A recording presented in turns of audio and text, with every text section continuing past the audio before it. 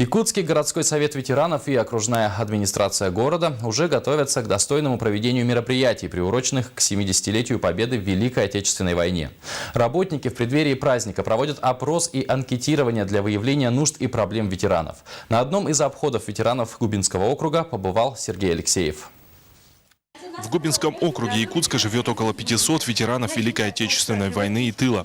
И с весны этого года специалисты Губинской управы проводят опрос и анкетирование для выявления нужд и проблем ветеранов в сфере жилищно-коммунального хозяйства.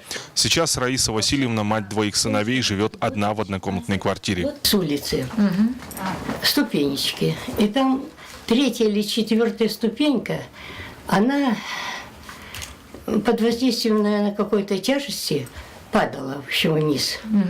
И торчала вот так 2 или 3 дня. Потом, значит, пришли ее ломом или чем-то там восстановили кое-как.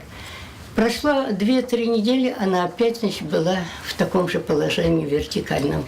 Отметим, что 16 июня этого года временно исполняющий обязанности главы республики Егор Борисов подписал указ о дополнительных мерах поддержки ветеранов Великой Отечественной войны 41-45 годов в республике Саха. Этим документом в республике в период с 3 сентября 2014 года по 3 сентября 2015 года в Якутии объявлен годом участника Великой Отечественной войны. До 1 апреля следующего года ветеранов, проживающих на территории республики, обеспечат единовременными денежными выплатами. Период был совершен ремонт текущего плана, где мы привлекли студентов строительного отряда, которые полностью квартиру однокомнатную ветерана тыла полностью отремонтировали. И таких примеров у нас не единственный случай, поэтому будем надеяться, стараться, что мы можем делать еще больше. Следующим посетили Владимира Андреева, участника войны с милитаристской Японией в составе 67-го запасного стрелкового полка. Сейчас ветеран живет с супругой Людмилой Тимофеевной, вырастили 2 детей. Владимир Ильич – любимый дедушка 5 внуков. В их доме на протяжении нескольких лет в подъезде протекает потолок. Это создает неудобства жильцам. Специалисты Губинской управы обещали в этом году устранить эту проблему.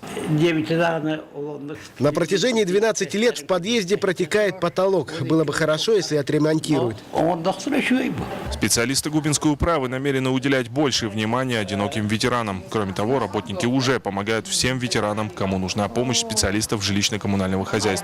Сергей Алексеев, Александр Колмогоров, Василий Слепцов. Новости столицы.